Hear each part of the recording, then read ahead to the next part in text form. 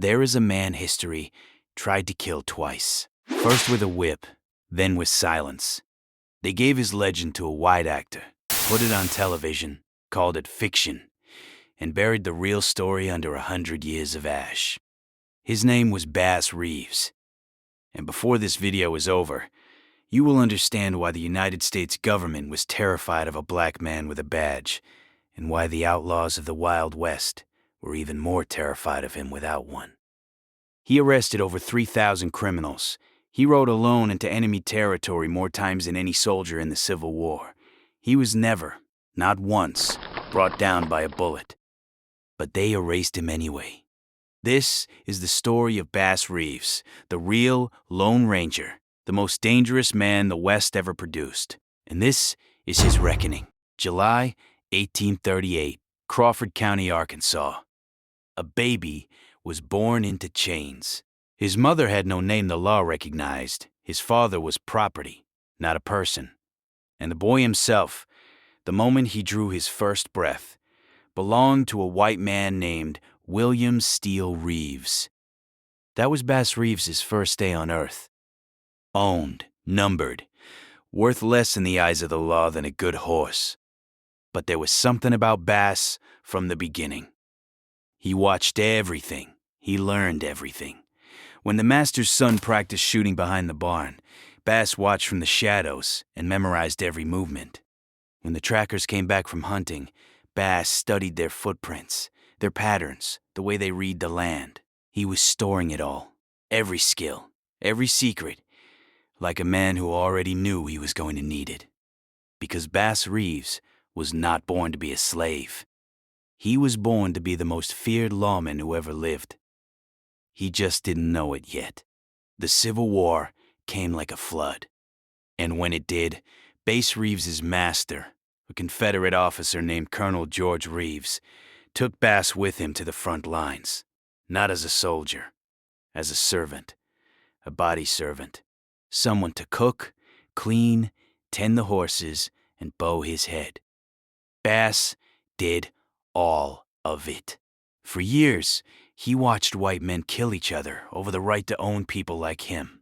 And then one night, historians disagree on exactly what happened. Bass Reeves beat his master in a card game.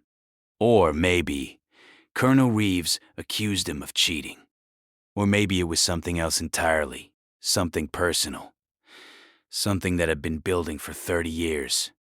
What we know is this. Bass Reeves knocked George Reeves unconscious and ran into the night, into Indian territory, alone, unarmed, with nothing but the skills he had spent a lifetime secretly collecting.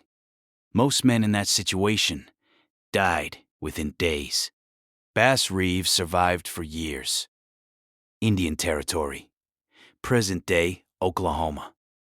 It was the most lawless place in North America. No state government, no federal protection.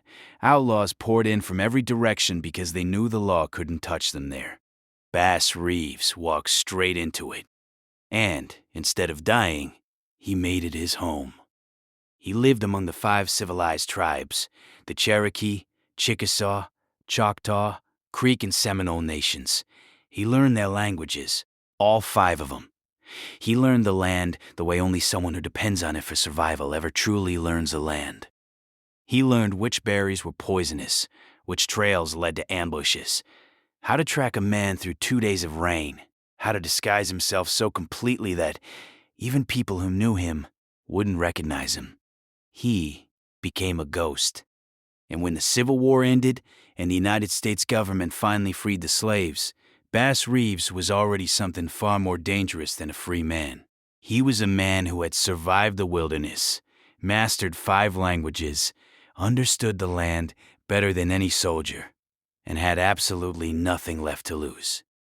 The only question was what he was going to do with all of it. Freedom tasted like Arkansas dust and possibility. Bass Reeves came back from Indian territory and did what men do when the war inside them finally stops. He found someone to love. Her name was Nellie Jenny, and she was, by every account, the only person on Earth who could make Bass Reeves completely still. They built a farm. They had children, 10 of them. Bass worked the land with the same ferocity he brought to everything. And for a few years, it was enough. But Bass Reeves was not built for stillness. Everyone in the territory knew it. The farmers knew it. The outlaws knew it. And eventually, so did Judge Isaac Parker, the man they called the Hanging Judge. Parker had just been appointed to the federal court for the Western District of Arkansas.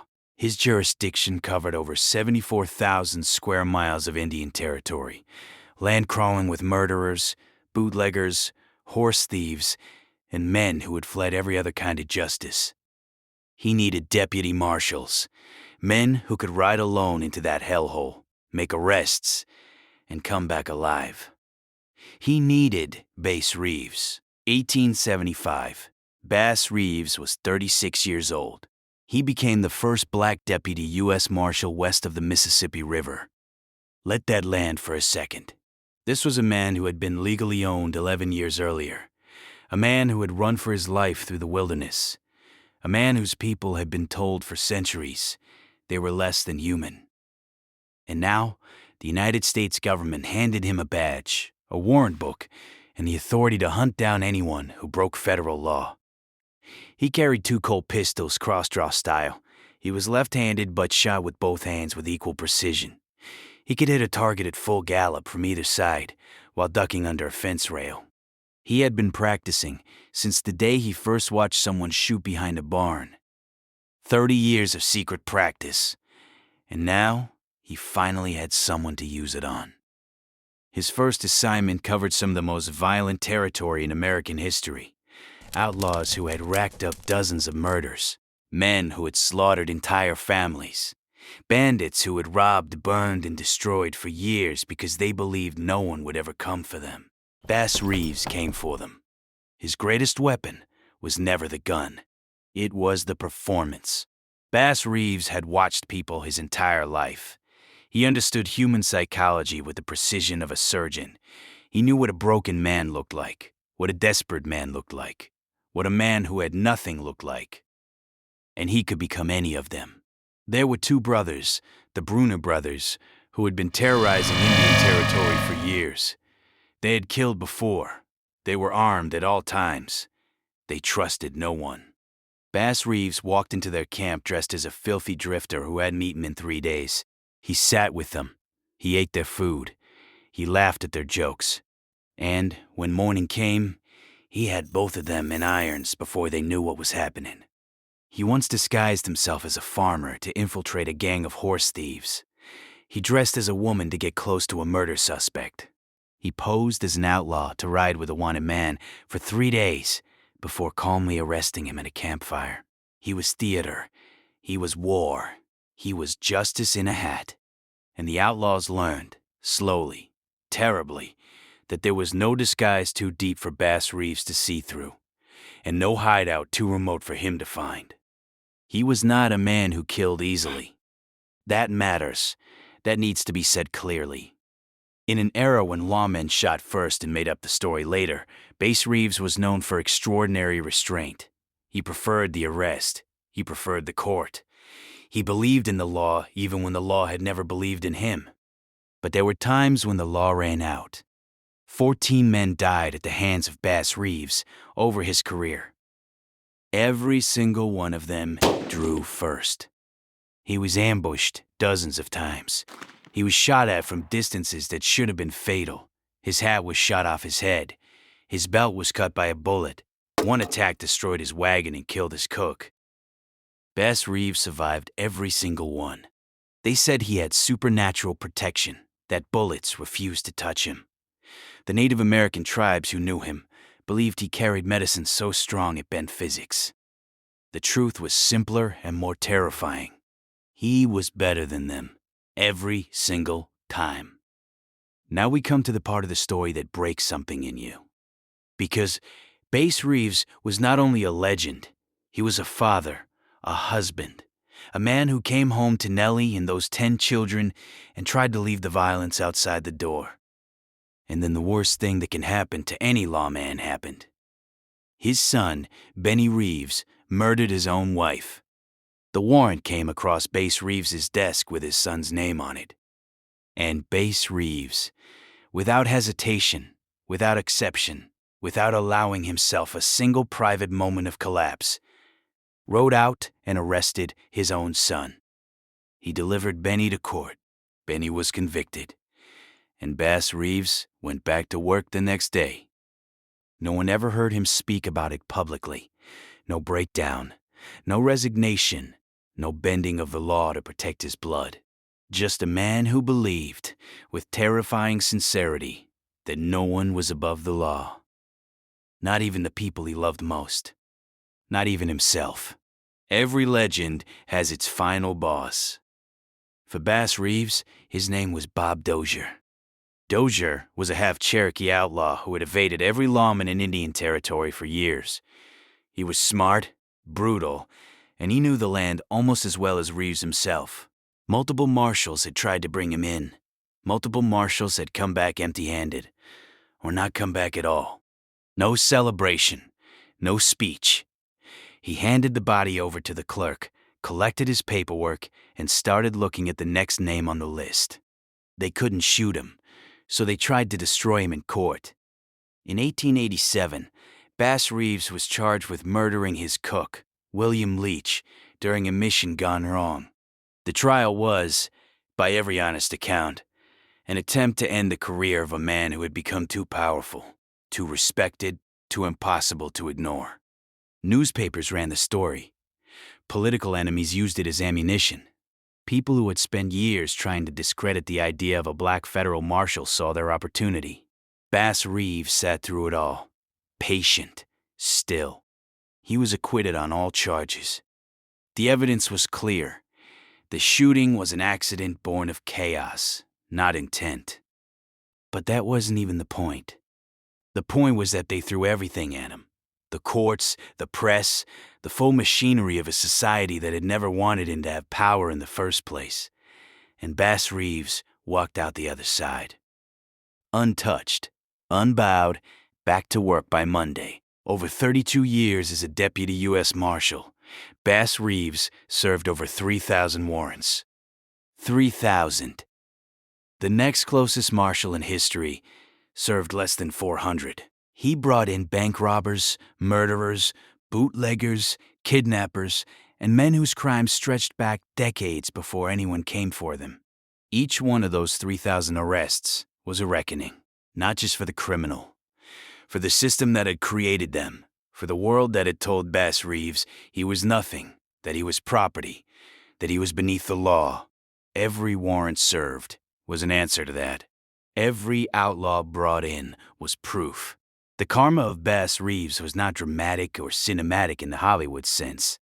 It was methodical, it was relentless. It was the quiet, devastating reckoning of a man who decided, on that dark night when he knocked his master unconscious and ran into the wilderness, that the world was going to answer for what it had done.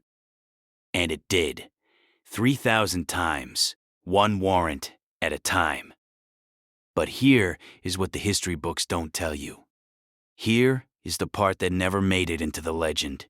Bass Reeves was profoundly, achingly alone. Not because he lacked love. Nellie was there. The children were there. He had colleagues, allies, men who respected him. But to carry what he carried, to arrest your own son, to walk into rooms where men wanted to kill you just for being who you were, to know that your country had enslaved you and now expected you to die protecting it, that kind of weight doesn't share well. He carried it alone, night after night, year after year. A man of immense power and immense sorrow, riding across 70,000 miles of wilderness, looking for criminals, in a country that still, even with his badge on, would not let him drink from certain fountains or eat in certain restaurants. He never complained about it publicly, not once. He just kept riding, kept working, kept serving a law that had never fully recognized him as human. That is not heroism in the clean Hollywood sense. That is something deeper and harder and far more real. In 1949, a radio show called The Lone Ranger became a television series. A masked lawman rides alone, near supernatural skill with a pistol, accompanied by a sidekick who speaks multiple Native American languages, operates in Indian Territory, never defeated. Sound familiar? The creators never credited Bass Reeves. They gave his story to a white character. They took his companion, a man based on Bass's real Cherokee and Creek allies, and made him a sidekick, comic relief, a lesser figure. They erased Bass Reeves from his own legend, and America watched the Lone Ranger for decades without ever knowing the real man existed. This was not an accident. This was not oversight. This was a country making a deliberate choice about which stories got to be told. And it worked. For almost 100 years, it worked. When Oklahoma became a state in 1907, Indian Territory was absorbed. The federal jurisdiction that had defined Bass Reeves' career ended. He was 68 years old. He had more energy than men half his age. E finally broke through. The man they tried to erase finally got his wall. And every outlaw he ever arrested is long dead. Every politician who tried to break him in court is dust. Every producer who stole his story without credit has been exposed and named. Bass Reeves outlasted all of them. Here is what Bass Reeves teaches us. The world will try to own you. It will try to break you in a courthouse when it can't break you in a gunfight. It will steal your story and give it to someone it finds easier to accept. It will bury your name and call it progress. And none of it, has to be the final word. Because karma is not a myth. It is not a comfort for people who can't fight back. Karma is the simple, brutal arithmetic of the universe. Everything comes due. Every debt gets collected. Every name they tried to erase gets carved in stone eventually. Bass Reeves was born in chains. He died a legend. And the men who tried to erase him, history erased them instead. Cold reckoning.